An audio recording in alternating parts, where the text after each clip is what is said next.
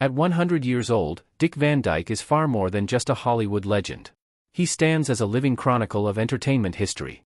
However, reaching a full century of life comes with a heavy price, the heartbreak of saying goodbye to the people who walked that long road beside him. Join us as we take a closer look at the 6 celebrity deaths that affected Dick Van Dyke the most, reflecting on 100 remarkable years of Van Dyke's life. Before he became a world-famous star, Dick Van Dyke was simply a young boy growing up in the Midwest.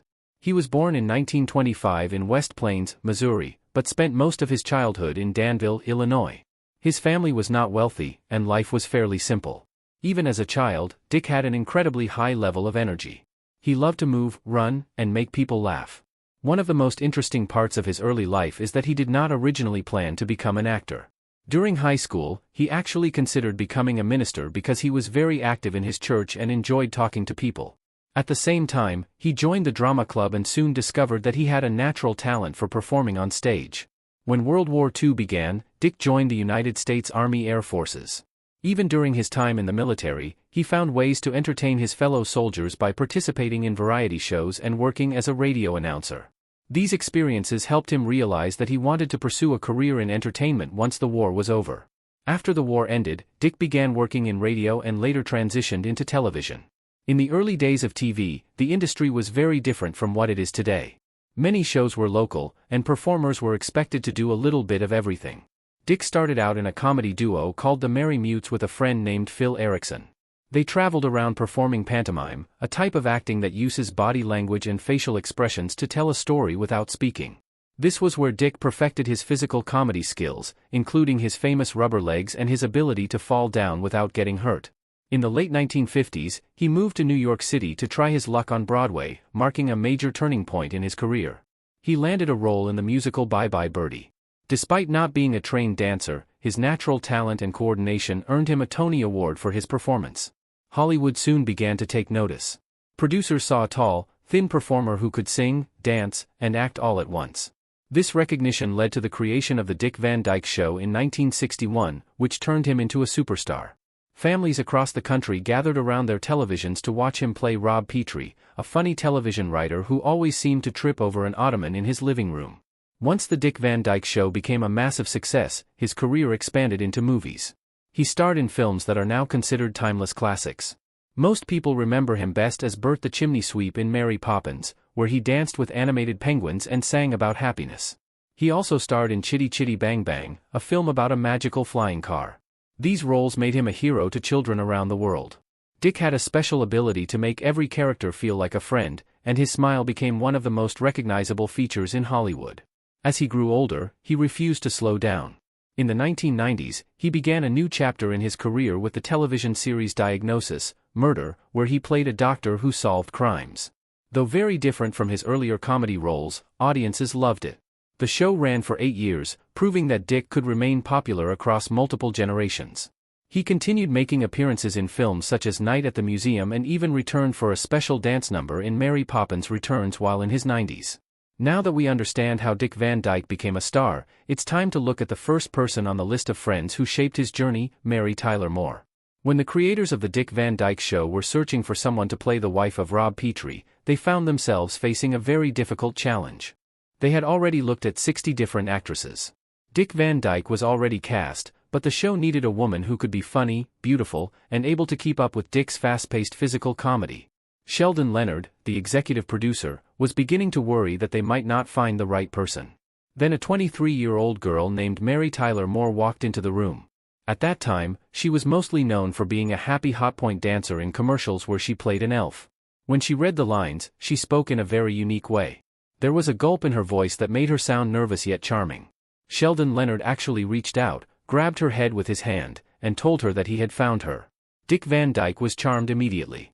Even though there was an 11-year age gap between them, they fit together like two pieces of a puzzle. Dick noticed right away that she didn't just stand there looking pretty. She understood the timing of a joke just as well as he did. She won the part, and the two of them began a partnership that would go on to change television history. As the show filmed, the characters of Rob and Laura Petrie became iconic. People all across America believed they were a real married couple because their connection felt so natural. This wasn't just acting. Dick and Mary became incredibly close friends and spent almost every day together for years. One of the biggest reasons they worked so well together was their shared background in dance. Both of them loved to move. They didn't need to talk much to understand a dance routine or a physical gag. They could simply look at each other and know exactly when to trip, when to jump, or when to slide across the floor. This shared language made their comedy appear effortless. They weren't just two actors reading lines, they were a team moving in perfect sync. Dick has openly admitted that he had a bit of a crush on Mary during those years. He found her talented and very special. Still, their relationship remained a deep and respectful friendship. Behind the scenes, the 1960s were not always easy. Both of them faced personal struggles and the pressure that came with fame. They became each other's support system on set. If one of them was having a bad day or feeling stressed, the other would offer a kind word or a joke to lift the mood. They truly felt like a family, and that warmth radiated through the television screen into millions of homes. Mary Tyler Moore lived with type 1 diabetes for most of her life. She was very brave about it, but as she grew older, the disease caused many serious health problems. She began to lose her eyesight and struggled with other complications. In January 2017, Mary passed away at the age of 80. For Dick Van Dyke, the news was devastating. Even though they hadn't worked together every day for a long time, they stayed in touch and reunited for specials over the years. He felt as though he had lost a real member of his family. He often referred to her as his work wife, and losing her meant that a huge part of his own life story was now gone. At her private memorial service, Dick stood up to deliver a eulogy. He didn't focus on her fame or her beauty. Instead, he spoke about her talent and her grit. He told those gathered that Mary was the engine of their show. While he received many of the laughs, he explained that Mary was the one who held everything together with her timing and her heart. As he remembered their time dancing on the soundstage, he was deeply moved. To Dick, Mary was not just a co-star. She was the person who helped him become the legend he is today. Even at 100 years old, he still speaks of her with a sparkle in his eye and a touch of sadness in his voice, proving that their bond was something time could never erase. Next, we look at the man who actually created the show and became Dick's closest brother in comedy, Carl Reiner. In 1960, Carl Reiner had a script for a show called Head of the Family. He had originally written the lead role for himself. However, when the pilot episode was filmed with Carl in the main role, it didn't quite work the way the producers had hoped. They loved the writing but felt they needed a different kind of actor to lead the show. This was when Carl met Dick Van Dyke. Carl was already a successful writer and actor, but he was also very humble. Rather than being upset that he wouldn't be the star, he looked at Dick and recognized that Dick possessed a special kind of energy. Carl chose to step back and become the creator and writer, allowing Dick to take the spotlight. This was a huge moment because it showed that Carl cared more about making a great show than being the center of attention. He became the architect of Dick's success, building the world of the Dick Van Dyke Show specifically around Dick's talents. Once they started working together, a bond formed that lasted for 60 years. Their friendship was interesting because they came from different backgrounds. Carl was a master of Jewish-style comedy, which involves a lot of quick wit and wordplay. Dick was a master of slapstick, which is comedy involving physical movement and funny falls. Together, they created a style that everyone loved. As the decades went by, they stayed best friends. They lived near each other and developed a very consistent routine. This became known as the game night years. Almost every single night, Dick would go over to Carl's house in Beverly Hills. They would eat dinner together and then sit in the living room to watch movies or television. They spent hours talking about comedy, their families, and the world. Carl often said that Dick was his muse. This means that when Carl sat down to write something funny, he would think about Dick's face and how Dick would say the lines. Dick inspired Carl to be his most creative self. They weren't just colleagues. They were like brothers who chose to spend nearly every evening together for over half a century. In June 2020, Carl Reiner passed away at the age of 98. Toward the end, Dick was still visiting him at his home. Even when Carl was very old and getting weaker, they still enjoyed those quiet moments together in the same house where they had shared thousands of meals. Losing Carl was a massive blow to Dick. When you have a best friend for 60 years, that person becomes a part of who you are. After Carl died, Dick made a public statement that touched many people. He said that the world felt much quieter without Carl's laughter. He didn't just mean that a person had died. He meant that a specific kind of joy had left the world. Dick felt the silence in his own life too. The nightly dinners and the movie marathons were over. For Dick, Carl wasn't just a boss or a writer. He was the person who understood him better than almost anyone else. Even now, Dick looks back on those 60 years as the most important partnership of his life. Up next, we will look at how Dick's bond with Carl extended to the next generation, including Rob Reiner and his wife, Michelle. Rob and Michelle Reiner. Dick Van Dyke's relationship with Rob Reiner started long before Rob was a famous director. Because Dick and Carl Reiner were working together every single day on the Dick Van Dyke Show, their families became naturally intertwined. Rob was just a young boy when the show began, and he spent a lot of time running around the television studio. Dick got to watch Rob grow up from a child into a young man. Because Dick and Carl were like brothers, Dick naturally stepped into a role that felt like a second father to Rob. He wasn't just his dad's friend, he was a constant presence in Rob's life. They shared countless holidays, birthdays, and casual weekends. For Rob, seeing Dick was as normal as seeing any other family member. Dick took great pride in watching Rob's early interests in acting and storytelling begin to bloom on the very stage where they filmed their classic sitcom. As the years passed, the dynamic between Dick and Rob changed in a beautiful way. Rob Reiner eventually became a massive star in his own right, first as an actor on All in the Family and later as a world-famous director. He was no longer just Carl's kid hanging around the set. He became a peer to Dick. They were now two successful men working in the same industry, and they could talk to each other about the challenges of directing and the art of making people laugh. This friendship expanded to include the people Rob brought into his life. Rob's first wife was Penny Marshall, who was also a very famous actress and director. In the inner circle of the Reiner family, everyone called her Penny, but within this close-knit group, the bonds were deep and personal. Dick was a regular fixture in their household. The Reiner home was a hub for old Hollywood social life, where actors, writers, and directors would gather to talk, shop, and share stories. Dick cherished these moments because they represented a community of artists who truly looked out for one another. During these years, the group also leaned on each other as they got older. They navigated the difficult times together, especially as the older generation, people who had started in the industry in the 1940s and 50s, began to pass away. When Carl Reiner passed, Dick and Rob leaned on each other for support. They were the two people who had loved Carl the most, and sharing that grief brought them even closer. The year 2025 brought a shock that no one saw coming. The news of the sudden and mysterious deaths of Rob and his wife Michelle hit the world hard. But it hit Dick Van Dyke the hardest. At nearly 100 years old, Dick had already said goodbye to his wife, his best friend Carl, and his co-star Mary Tyler Moore. To lose Rob, the boy he had watched grow up and the man who had become his contemporary, felt like losing a son. Because the circumstances were so unexpected, the grief was heavy and complicated. For Dick, these deaths were more than just a personal tragedy. They signaled the final closing of a door. The old Hollywood social circle that Dick had lived in for over 60 years was built on these specific relationships. With Rob and Michelle gone, the weekly gatherings, the phone calls about new scripts, and the shared memories of the early days of television seemed to disappear as well. Now, we are going to talk about the man who gave Dick his biggest movie break and became a lifelong mentor, Walt Disney. Walt Disney. By the early 1960s, Dick Van Dyke was becoming a household name because of his television show. One of the people watching him at home was Walt Disney. Walt was looking for someone to play the role of Bert the Chimney Sweep in his big new movie Mary Poppins. He liked Dick's energy and his ability to do physical comedy without looking like he was trying too hard. Walt personally reached out to recruit Dick for the part. When they met to talk about the movie, Dick had a special request. He had read the script and saw the character of Mr. Daw Sr., the very old and grumpy banker. Dick really wanted to play that part, too.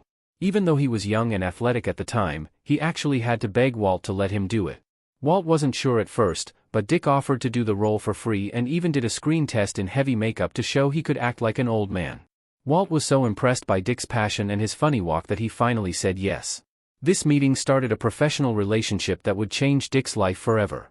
Walt Disney became much more than just a boss to Dick. During the filming of Mary Poppins, Walt took Dick under his wing as a mentor. Dick was moving from the world of television where things are filmed very quickly to the world of big-budget movies, which take a long time and require a different kind of acting. Walt guided him through this transition, teaching him how to handle the pressure of a major film set. The two men got along so well because they shared a very similar outlook on life. They both believed in being a kid at heart. Walt loved innovation and new technology. And Dick was always fascinated by how things worked. They would spend a lot of time together on the Disney lot in Burbank. Dick would often see Walt walking around the studio, checking on projects and talking to the artists. Walt would pull Dick aside to give him personal advice on his career trajectory. He told Dick to always choose projects that made people feel good and to never lose his sense of wonder. Because Walt was so successful and wise, Dick listened to every word he said. He felt like he was getting a masterclass in entertainment from the greatest visionary in the world. In 1966, Dick's film career was at an all-time high. Mary Poppins had been a massive success, and he was one of the most popular actors in Hollywood. Then the news broke that Walt Disney had passed away quite suddenly. He had been diagnosed with lung cancer and died only a few weeks later. The world was in shock, but for Dick, it felt like a personal earthquake. The Disney studio felt different without Walt walking the halls. Dick felt that the industry had lost its North Star. He often thought back to the advice Walt gave him during those long days on the set. Even years later, whenever Dick visited Disneyland or worked on a Disney project, he felt the ghost of his mentor. He realized that Walt hadn't just built a company. He had built a way of making people happy, and Dick felt a responsibility to keep that spirit alive in his own work. Next, we will talk about Dick's relationship with a very different kind of actor, the intense and talented Gene Hackman. Gene Hackman. In the 1960s and 1970s, Hollywood was changing very quickly. Dick Van Dyke was the king of lighthearted comedy and family entertainment. At the same time, Gene Hackman was rising to fame as a gritty, serious actor who played tough characters. Even though they seemed like opposites, they crossed paths often in the busy industry of that time. They would see each other at award shows, studio events, and auditions. Dick first really noticed Gone when the film industry started moving away from the old way of doing things. While Dick represented the polished singing and dancing style of performance, Gone represented a new raw style of acting. Despite these differences, there was an immediate connection. They were both hard workers who had spent years trying to make it big. Meeting Gene gave Dick a look into a different side of show business, and he found himself respecting the intensity that Gone brought to every role. They spent time together on the Hollywood circuit, which is the group of events and parties where actors socialize. They talked about the craft of acting and how to stay relevant as the world changed. Dick loved hearing Gene's perspective on how to build a character from the ground up. In January 2025, the news came that Gene Hackman had passed away. For Dick, this was a very heavy loss. Because they were close in age and had both lived through the same era of Hollywood history. Gene's death felt like a personal reminder of how much time had passed. When someone like Gene dies, it isn't just the loss of a person. It is the loss of a whole style of acting and a specific time in history. Dick felt this loss deeply because Gene was one of the last people who understood what it was like to work in Hollywood during those middle decades of the century. They had shared many of the same co-stars over the years. And as those co-stars passed away, Dick and Gene were some of the only ones left to remember them. With Gone gone, Dick felt that a significant part of his professional world had disappeared. He spoke about how much he would miss Gene's strength and his honesty. For Dick, the passing of such a strong peer made the world of movies feel a little bit emptier. Now, we will talk about the man who played the gruff but lovable boss on television, the late Edna. Edna. Dick Van Dyke and Edna first crossed paths in a significant way through their connection to Mary Tyler Moore. While Dick was the star of the original 1960s show, Edna became famous in the 1970s as Lou Grant, the grumpy but lovable news station boss on the Mary Tyler Moore Show. Because these two shows were the biggest hits for the same production company, the actors often saw each other at the studio. Their professional relationship grew when they worked together on guest spots and special television events. A major moment for them was the Mary Tyler Moore Hour in 1979. This was a variety show where the old cast members and the new cast members would perform together. Dick and Ed found that they had a natural rhythm. Even though they played very different types of characters, they understood how to support each other in a scene. Dick was impressed by Ed's ability to be funny while staying very serious, and Ed respected Dick's legendary status in the world of television. The friendship between Dick and Ed was often described as an odd couple dynamic. In real life, Edna was known for being a bit gruff and very loud about his beliefs. He was deeply involved in political activism and was never afraid to speak his mind or start a protest for a cause he believed in. Dick Van Dyke, on the other hand, was famous for his sunny, optimistic, and light-hearted persona. On the surface, it seemed like they would clash, but they actually became very close soulmates. One of the biggest things that brought them together was their work with the Screen Actors Guild. This is the union that protects actors and makes sure they are treated fairly. Both Dick and Ed served in leadership roles and cared deeply about the well-being of their fellow performers. They would spend hours discussing the craft of the character actor. They believed that being an actor wasn't just about being a famous star. It was about the hard work of building a believable person on screen. They shared a deep respect for the history of their profession. Ed's rough exterior hid a very kind heart, and Dick was one of the few people who could always make the tough Edna break into a genuine smile. In August 2021, Edna passed away at the age of 91. For Dick Van Dyke, this loss was particularly painful. By the time Ed died, so many of the people from that specific era of television were already gone. Losing Ed felt like losing the last person who truly understood what it was like to be part of the Mary Tyler Moore family. Dick wrote a beautiful tribute to Ed, calling him one of the last true actors of their generation. He meant that Ed was part of a group of people who stayed dedicated to the work and the community of acting until the very end. Dick talked about how much he would miss Ed's honesty and his strength. To Dick, Ed was a solid rock in an industry that was always changing. The personal toll of this death was high because Dick felt like the last man standing. When you reach 100 years old, you look around and realize that most of your peers, the people you worked with, laughed with, and fought for better working conditions with are no longer there. Ed was one of the final links to the most successful years of Dick's life. Without Ed, there was no one left to reminisce with about those specific days at the studio. It was a lonely feeling, but Dick took comfort in the fact that he and Ed had remained such strong friends for so many decades.